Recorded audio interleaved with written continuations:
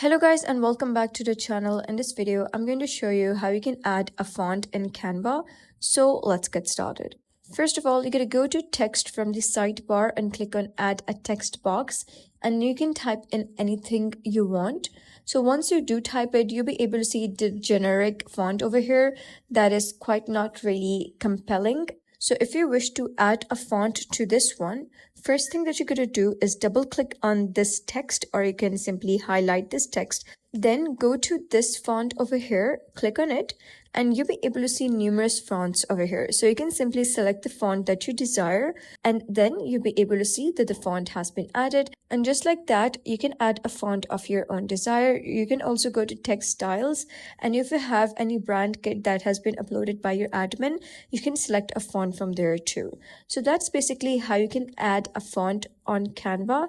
So if you found this guide helpful, please consider subscribing and leaving a like. It really helps me out, and I'll see you next time.